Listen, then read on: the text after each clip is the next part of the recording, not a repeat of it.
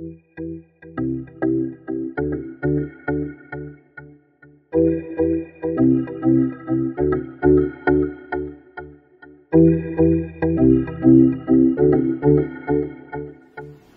tout le monde, alors me revoilà aujourd'hui pour un nouveau vlog, celui du deuxième trimestre. Je sais que beaucoup d'entre vous ont été impatientes plutôt en MB cette fois-ci que le premier. Il y avait plus de questions pour le premier mais c'est pas grave, hein. Moi je vais blablater pour des milliers de personnes, on s'en fout. Donc alors, je tiens à m'excuser d'avance si vous me voyez en fait cligner des yeux comme pas possible, parce que en fait c'est peut-être la troisième fois de ma vie que je mets des fossiles, etc. Donc voilà, désolée si vous me trouvez un peu bizarre ou autre. Et puis j'espère que la luminosité est mieux, dites-moi en fait ce que vous en pensez. Donc on va commencer. Alors, le deuxième trimestre est passé super vite. Oui, je sais, je ne dirai pas ça au troisième sûrement. Et par contre, ce qu'il y a eu au deuxième trimestre, c'est que plus j'avance, plus j'ai des soucis. On va dire côté technique, le col n'arrête pas de travailler, donc j'évite quasiment toute sortie. Je reste chez moi. Je sors très peu, je sors pour les quelques invitations presse que je peux recevoir via mon blog ou YouTube ou autre. Et c'est rarement en fait que je sors voir mes copines ou amies, etc. C'est plutôt elles qui viennent parce qu'elles savent tout simplement tous les petits trucs qui vont à côté, quoi. Et donc voilà, il y a eu aussi beaucoup de demandes de la part de mon entourage pour les cadeaux de naissance. Et puis en pensant à Isabelle, j'ai rigolé parce que elle m'a dit oui, il faudrait déjà qu'on sache ce que tu as, mais le souci c'est que moi-même en fait, entre les ventes privées qui vont arriver, celles qui sont déjà arrivées, celles qu'on stocke dans une autre pièce, etc., je sais plus, donc j'ai fait en fait un inventaire dans ma liste. Elle m'a fait penser à une chose que je vous montrerai plus tard quand j'aurai la naissance normale. Et c'est vraiment le cadeau pratique à fond, quoi, donc j'ai été contente sur ce coup-là parce que c'est vrai que j'avais pensé à ce système-là en fait, mais comment dire, honnêtement, elle m'a rappelé en fait la chose parce que j'avais complètement oublié, parce que entre temps j'étais en train de regarder un truc, un truc sur Showroom en même temps, ou sur vente privée, ou sur Verbaudet, ou sur j'en passe quoi. Je regarde tout plein de trucs en même temps en ce moment, donc j'ai la tête un petit peu ailleurs. Donc le deuxième trimestre est passé vite. Qu'est-ce que je peux dire d'autre? On a bien su le sexe du bébé. Pour celles qui l'ont raté, c'est une fille. Et on a beaucoup rigolé jusqu'à en faire pleurer de rire le médecin aussi, parce qu'on s'attendait pas du tout à une fille, parce que monsieur dans sa famille a que des garçons. Donc passons, mais il y a toujours le pourcent de chance que ça soit le sexe opposé, donc moi ça m'a bien fait rire à en pleurer. Et on voyait que la petite, ça l'embêtait que je rigole parce qu'elle se mettait en boule, elle se cachait les yeux et tout ça. Alors que quand je me détendais, quand j'arrêtais de rigoler, quoi, entre autres, et ben elle se mettait comme ça et tout. Donc moi ça me fait toujours marrer. Et qu'est-ce qui s'est passé, mis à part que c'est passé vite, qu'on a su le sexe? Et ben en fait on a commencé tout simplement les achats, parce que franchement acheter des trucs au premier trimestre, sachant tous les antécédents que j'ai eus, et on voulait pas s'y risquer, et puis voilà. Qu'est-ce qu'on a déjà pris? Alors on a pris l'armoire, la poussette, ça vous le savez depuis pas mal de temps. D'ailleurs je ferai un haul puriculture, dites-le moi en commentaire si vous voulez. Mais je précise haul puriculture et haul vêtements, parce que sinon le haul va durer 3 heures, donc c'est vraiment nul pour vous, nul pour moi, parce que je peux pas tenir 3 heures sans aller faire un tour au pipi. Désolée, celles qui ont été enceintes ou autres me comprennent parfaitement. Parce que en plus quand je filme comme par hasard, elle, là même en ce moment là, elle me donne des coups dans la vessie, donc c'est vraiment difficile de se retenir, mais je vais essayer de parler au plus vite. Donc on a pris niveau meuble, on va dire. Alors on a pris l'armoire, on a pris le lit avec le tour de lit, le matelas, tous les draps de matelas, c'est-à-dire les draps housses, etc., la laise. On a pris le mobile. Le mobile ça compte pas dans les meubles, hein. Vous voyez, ça commence déjà un peu la folie. Et ce week-end on va prendre notre nouveau lit. Bon, ça c'est pas dans la chambre de la petite, mais c'est je raconte ma vie.com. Et on va prendre aussi la commode, c'est pas une commode table à langer, on m'a déjà dit plusieurs fois de prendre un truc 2 en 1, mais on fait ce qu'on veut finalement, donc voilà. Moi je préfère prendre une commode à part, et en fait on a repéré une table à langer évolutive. On cherche tous les trucs possibles, inimaginables, évolutifs, parce que dépenser 800 € dans une chambre on va dire, et qu'il faut la changer genre 2 ans après entièrement parce que c'est trop... cucu, et puis le gosse de toute façon il demande à être plus grand et qu'on le considère comme un grand, même si que la petite chose elle a 2 ans, donc c'est un peu voilà. Et on a trouvé à Ikea une table à langer évolutive mais qui se transforme en bureau et pas genre juste en commode ou en autre truc, donc c'est pratique comme ça, le bureau il sera déjà en place pour dessiner etc, donc je trouve ça sympa. Et qu'est-ce qui nous manque, mis à part ça aussi, donc après ce week-end-là, il va nous manquer, vu qu'on aura la commode, on va prendre la bibliothèque et la table à langer un peu plus tard, quoi, je sais pas, ou on va tout prendre en même temps, hein, ça c'est suivant ce qu'on a envie Ikea, parce qu'on sait très bien ce qui nous manque, etc. Ah oui, à Ikea aussi, j'ai repéré un truc sympa pour la table à langer, vous savez, c'est les espèces de paniers qu'on met sur le côté pour ranger... genre une petite poubelle, pas de couche, hein, parce que ça c'est le truc que j'achèterais pas, parce que franchement dépenser 30 € dans une poubelle comme ça, non je vois pas l'intérêt, mais ça chacun son avis dessus. Parce que les trucs anti-odeur, sachant qu'on la vide tous les jours, parce que même les trucs anti-odeur on les sent les couches, donc ça sert vraiment à rien, selon moi encore une fois. Donc qu'est-ce qui reste?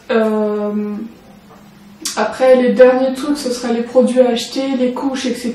Mais bon, elle est parée en vêtements en essence 1 mois et 3 mois. Donc pour mon entourage qui regarde la vidéo, parce que je sais qu'il y en a quelques-uns qui regardent, faut mieux prendre en 6 mois, 9 mois, 12 mois direct, parce que le 1 et 3, ça sert à rien du tout. Naissance, bah aussi, parce que naissance, c'est quand même les parents qui choisissent. Enfin, ça c'est vraiment un avis personnel, mais je trouve que c'est...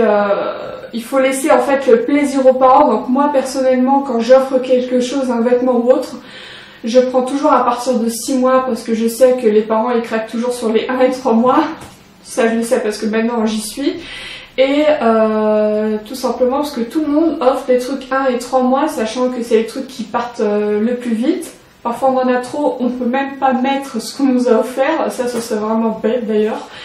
Mais donc c'est voilà pourquoi je dis que pour celles qui regardent ma vidéo, celle de mon entourage et mes potes aussi, parce qu'il y a le parrain etc qui va sûrement regarder, et bah c'est Jérôme numéro 1 pour le Jérôme numéro 2 qui regarde, on se comprend.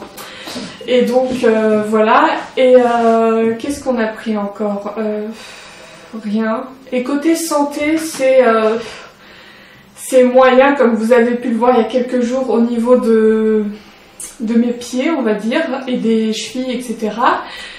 Et honnêtement, j'envie toutes celles qui se plaignent les 2 derniers mois ou le dernier mois, comme quoi leurs chevilles et pieds sont des patates, des poteaux, des pieds d'éléphant ou tout ce que vous voulez, parce que moi ces pieds là je les ai depuis le 1er mois, j'ai fermé ma bouche dessus, je peux pas dire autrement. Et là en fait physiquement je ne le supporte de moins en moins, donc je suis quasiment sûre d'accoucher avant mon terme, parce que déjà après l'histoire de la panse qu'on m'a oublié dans le ventre, blablabla comme vous savez, et ben mon seuil de douleur honnêtement a vraiment augmenté, donc pour dire que moi, en fait, la douleur, on va dire, des pieds, je la supporte, mais mon corps, apparemment, ne la supporte pas, parce qu'en fait, là, pour l'instant, ils sont gonflés, mais je peux un peu marcher, donc ça va. Mais genre, dans 1 heure ou 2, après que j'aurai fini de tourner la vidéo, ils vont gonfler en mode pied d'éléphant, donc je pourrais même pas poser les pieds par terre. Et quand c'est comme ça, en fait, ça me rend complètement malade, et ça me fait, en fait, moi qui vomissais pas pendant toutes mes nausées, etc. Là, j'ai tellement mal en fait que ça me fait vomir. Et avant qu'on me dise, parce que j'ai rencontré des petites frustrées sur internet, hein, pas sur ma page, mais sur des groupes maman, grossesse, etc., future maman, entraide et tout, blablabla quoi. Et bah, quand je dis que j'ai déjà tout essayé et qu'il y en a une qui me dit oui mais ça, est-ce que t'as ça, est-ce que tu as mangé comme ça, est-ce que tu as fait ci, Et quand je réponds oui à chacune de ces réponses, et bah elle l'a pris pour elle, comme quoi je lui répondais mal, la petite pauvre chérie. Donc ça l'a frustrée en fait que ces conseils, on va dire, hein, ne servaient à rien, parce que je les avais déjà tous faits. Les seuls trucs qui me restent à essayer, et que je vais d'ailleurs louer, c'est le matelas pour celles qui travaillent en milieu hospitalier. Je sais pas si vous allez voir de quoi je parle, mais il y a des matelas en fait pneumatiques comme qui servent en fait de contention à mettre sur les jambes, qui gonflent et qui dégonflent. Et en fait bah, ça sert d'office de contention, en fait ça fait un espèce de massage et ça contense la jambe, on va dire. Vous avez compris quoi. Et il y a ça à essayer, et sinon le jour où je vais plus supporter pas pouvoir marcher par terre, et bah ils ont dit qu'ils m'hospitaliseraient, mais j'espère que ça va pas être trop tôt, ou que j'accoucherai pas avant parce que j'ai trop mal, parce que je sais que l'accouchement il peut se déclarer parce qu'on reçoit un coup mal placé, parce qu'on a trop de stress, on a un trop coup d'émotion, et la douleur aussi en fait partie, où ça peut déclencher l'accouchement, donc j'espère juste pas. Je préfère être hospitalisée pendant je sais pas encore combien de semaines, etc. que d'accoucher avant, c'est normal. Mais là, étant à 27 semaines d'aménorrhée, donc c'est-à-dire 6 mois pleins, je suis dans mon 7e mois, et il faut que je sois jusqu'à au moins 32 semaines au top du top, on va dire. Mais au mieux, c'est 30 semaines, c'est le micro minimum, comme ça le bébé est prématuré, mais pas grand prématuré comme à 6 mois, quoi. Et donc voilà, ça c'est le truc qui me casse les bonbons, c'est en fait le gonflement de mes pieds, et non ce n'est pas de l'œdème, et non ce n'est pas parce que je mange mal, etc. C'est juste que en fait avant que je sois enceinte j'avais déjà des problèmes circulatoires. Lors de l'opération en fait de mes jambes, on m'a coupé des vaisseaux qui n'auraient pas dû être coupés, comme d'habitude j'ai la poisse de ce côté-là. Après le travail était bien fait, mais les vaisseaux en fait ont été coupés, et du coup en fait depuis ce temps-là, ça fait 2 ans en fait que j'ai des soucis aux jambes, et en fait ça gonfle, le matin ça va, et genre début d'après-midi en fait je peux plus marcher, enfin quasiment plus, parce que j'ai vraiment mal aux pieds, et là avec la grossesse le problème est multiplié par 2. Donc depuis le 1er mois j'ai des pieds d'éléphant, donc je le supporte vraiment plus à l'heure actuelle. Et ça c'est vraiment le truc du 2e trimestre qui m'enquiquine profondément, parce que ça en fait j'ai peur que dans 1 mois ou dans 2 semaines, je sais pas, hein, on peut pas savoir, que ça me déclenche l'accouchement parce que j'ai trop mal en fait, tout simplement. Et donc voilà, donc que dire à part ça. Maintenant je vais passer à vos petites questions, parce qu'il y en a genre 4 je crois ou 5, donc autant y répondre tout de suite, si j'arrive à déverrouiller mon portable. Alors, je vais éviter de mettre l'iPhone ici, parce que vu qu'il a effet miroir, c'est pas terrible pour avoir le retour en fait dans la caméra. On va y arriver, hein. Faut me laisser un peu dans mon délire toute seule. Alors sur Instagram j'avais posé le truc du 2e trimestre, les questions que vous voulez savoir, et Nacera elle a demandé: as-tu des envies alimentaires, as-tu déjà réfléchi au prénom? Alors les envies alimentaires, j'en ai eu très peu. Une qui vous a surpris, qui vous a fait pas mal rigoler, c'était cornichon et Kinder Pingui, c'était très précis. Et et en plus j'avais pas mangé de la journée, et il me fallait absolument ça. J'avais les cornichons dans mon frigo, aigre douce là, je les adore ceux-là, c'est mes préférés. Et quand j'ai dit ça à mon homme, il a fait: bon ça va, j'ai compris, je te ramène les Kinder Pingui. Donc du coup ça m'a fait marrer, et du coup bah, j'ai eu mes cornichons dans Kinder Pingui, et j'étais très contente. Et puis la petite elle s'est mise à bouger en même temps, enfin genre 20 minutes après quoi, histoire que ça descende ou je sais pas quoi, et ça m'a fait marrer quoi. Parce que du coup j'étais contente, elle devait le ressortir, et du coup elle bougeotait sans me faire mal. Et as-tu déjà réfléchi au prénom? Donc le prénom était déjà fixé, on va dire, depuis 3-4 ans qu'on était ensemble. Et on a changé parce qu'on a eu un coup de cœur pour un autre. Et même entre nous par texto, et uniquement par texto, parce qu'on a peur de le dire vocalement. En fait c'est vraiment de temps en temps, on l'a peut-être sorti 3 fois vocalement on va dire, parce qu'on a peur de le sortir en face de quelqu'un ou sans faire exprès, et on veut pas dire le prénom avant la naissance, c'est le truc qu'on ne dira pas, ni à personne dans notre entourage, maman a essayé de me le faire soutirer, mais si ma mère n'y arrive pas, personne n'y arrivera, donc faut même pas essayer pour celles qui regardent et mes potes. Et oui, le prénom est fixé, suivi des prénoms des grands-mères, donc voilà, classique, ou enfin ça dépend des cultures ou des envies des parents. Et donc voilà. Et alors, la deuxième question, c'est de Make Up Rouge sur Instagram. Future maman, je voudrais savoir si tu voudrais accoucher par voie basse, pardon, ou césarienne. Je suis heureuse pour vous deux, des gros bisous du bonheur. Donc merci de toute façon à toutes les deux qui m'ont posé des questions sur Instagram. Donc je voudrais accoucher par voie basse ou césarienne, bien évidemment, comme toute maman. Je pense 99% parce que je sais qu'il y a des filles qui veulent accoucher que par césarienne mais elles s'en rendent pas en fait compte de la chose. Je veux accoucher par voie basse, si je peux bien sûr, parce que si ils doivent la sortir en 15 minutes ou autre, ce sera césarienne et ça de toute façon on peut pas contrôler. Je préfère voie basse, mais si c'est césarienne, ce sera césarienne. Et enfin voilà, et qu'est-ce que je ne souhaite pas? Il y a des trucs que je ne souhaite pas aussi pour mon accouchement, c'est-à-dire avant qu'on me prenne ah ouais t'es une folle et tout, tu vas pas supporter la douleur. Faut savoir que j'ai déjà eu des grosses contractions par le passé, donc je sais très très bien ce que c'est, et j'en ai eu pendant des heures et des heures et des heures avant que mes anciens bébés ils sortent. Faut pas que je me mette à pleurer parce que ce serait le pompon. Et donc je l'ai supporté très très bien. Et en attendant, j'avais pas eu la pince, donc mon seuil de douleur a encore augmenté. Donc je pense que je supporterai les contractions, donc je ne veux pas de péridurale. Mais j'irai quand même au rendez-vous de l'anesthésiste parce que moi je connais parfaitement mon corps maintenant avec tout ce qui m'est arrivé. Et donc si je sens que je suis à bout de force ou que je veux pas avoir assez de pêche ou autre pour pousser, ça, je le sentirai quoi. Et donc j'aurai le 1% pour voir, pour avoir la péridurale quoi. Après si je la demande trop tard, si je la veux, si je sens que j'ai plus de force, et ben on verra. Hein. Et donc voilà, qu'est-ce que je veux pas non plus pour mon accouchement, c'est l'épisiotomie. Alors là je sais que je vais me faire beaucoup critiquer. Mais tout simplement, bon, ça on va être d'accord avec moi ou pas, de toute façon voilà.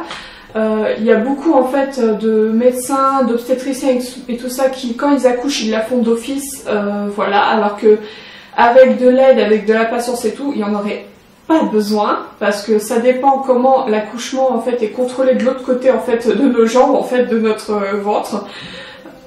Donc voilà, et il faut savoir que si par exemple on a un coup de scalpel, donc d'épisio en bas sur 5 cm net comme ça, et une déchirure, on va dire ce qui est naturel quand la tête du bébé passe sur 5 cm, l'épisiotomie va mettre 4 fois plus de temps à se cicatriser que la déchirure naturelle parce que ça suit en fait les fibres en fait du muscle tout simplement, donc ça va se recoller comme ça.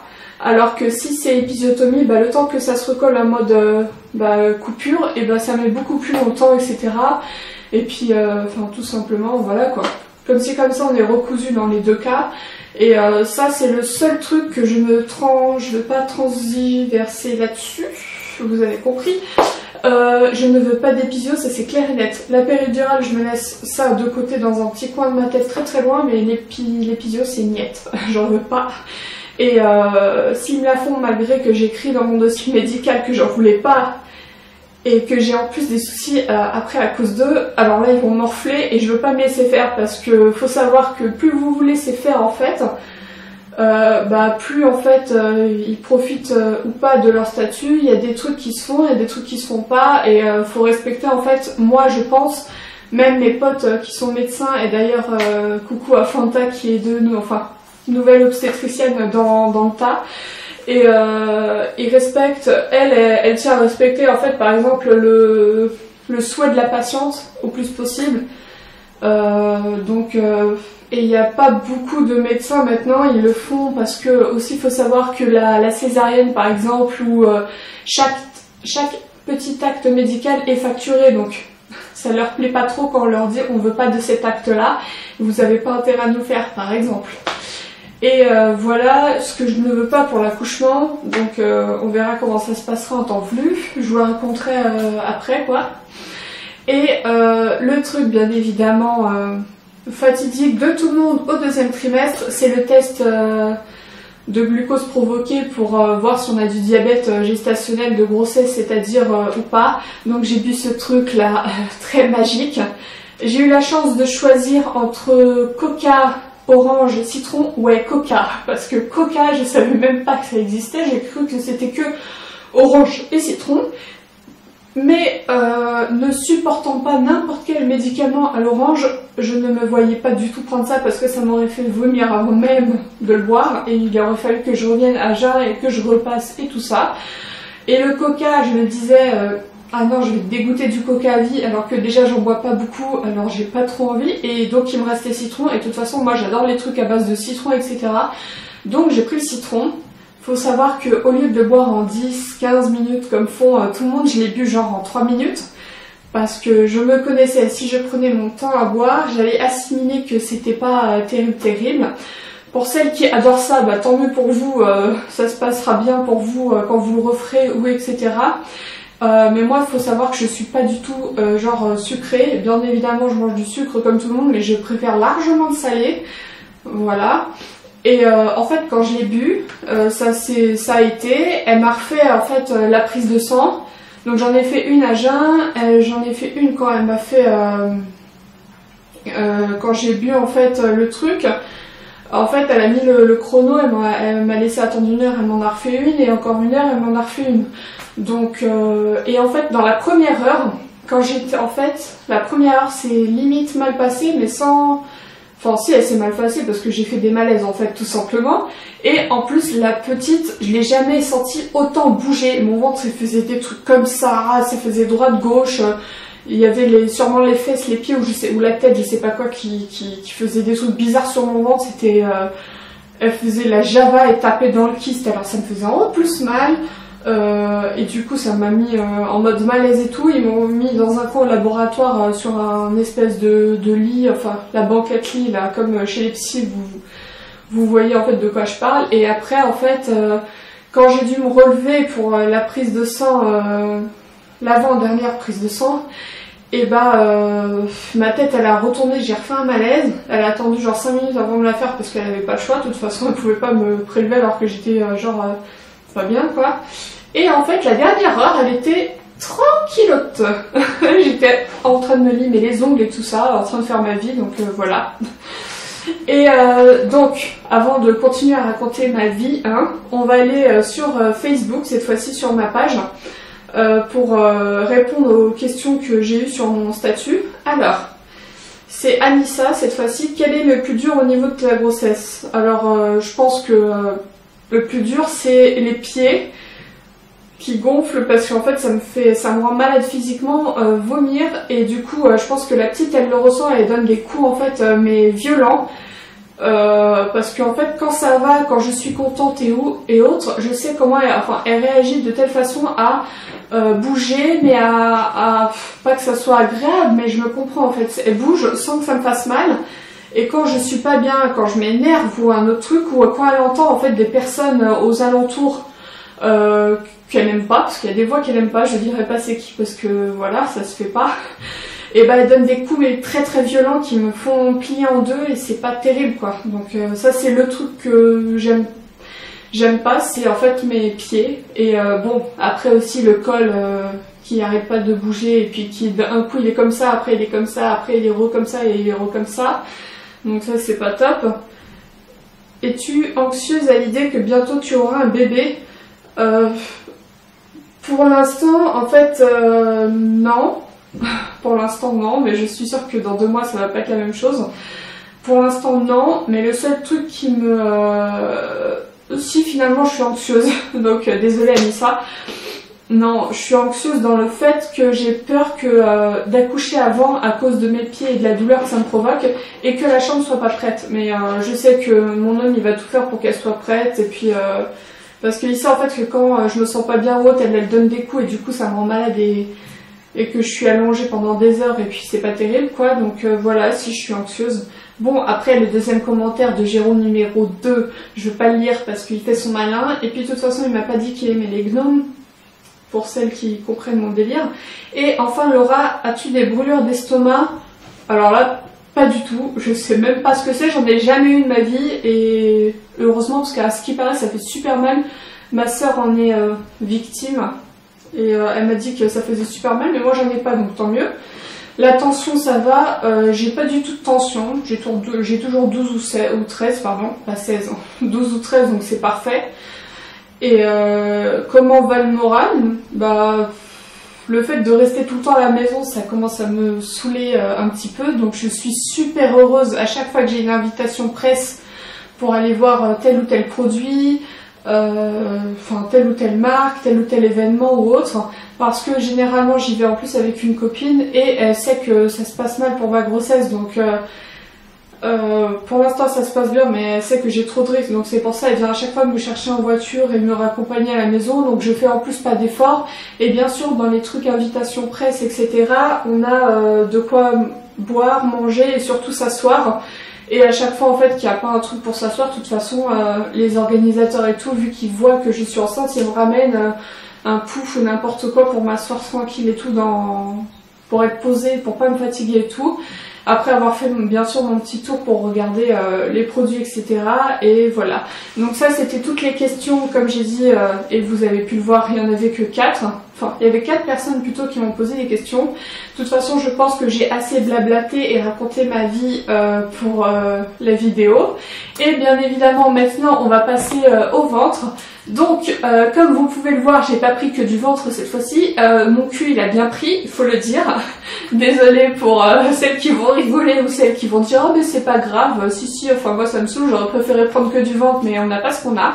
Donc de face vous pouvez voir que j'ai l'impression que je sais pas, ça se voit, mais pas toujours en fait, c'est quand on se met comme ça de profil que on s'en rend compte que bah en fait il est pas haut, j'ai l'impression que mon ventre il est bas ou je sais pas quoi, mais de toute façon ça a rien à voir, il peut être haut, il peut être bas, ça changera rien. Et ça me fait penser à mon beau-père etc, ou des copains qui disent ah mais t'as pas trop pris du ventre, mais faut savoir que je suis pas maigre à la base ni rien, je suis grosse donc bah c'est comme ça hein. Et moi la grossesse se verra plus je pense au 3e trimestre d'un coup que maintenant, mais ça me fait bizarre parce que en fait c'est au bas du ventre ici là que c'est vraiment tout dur, donc voilà. Et je sais que c'est soit la tête ou soit les pieds, mais généralement pour l'instant c'est la tête. C'est rare qu'elle se retourne, j'espère qu'elle va pas se retourner au dernier moment et qu'elle soit avec les pieds en bas. Mais sinon voilà, c'était le bidou on va dire du moment. Et je vous retrouve pour une prochaine vidéo très bientôt. N'hésitez pas à me dire d'autres questions que vous n'avez pas pensé sur le moment à me poser en commentaire. Je vous répondrai directement en commentaire si elle n'était pas en fait dans la vidéo normale. N'hésitez pas à venir me rejoindre sur tous mes réseaux sociaux qui sont listés en dessous de la vidéo comme d'habitude. Et puis je vous fais de gros bisous et puis à la prochaine. Gros bébé, qu'est-ce qu'il y a? Mon bébé. T'es un faillot, hein? Fais bisous à maman. Hein? Tu me fous un ventre, c'est ça? Hein? Fais bisous. Allez.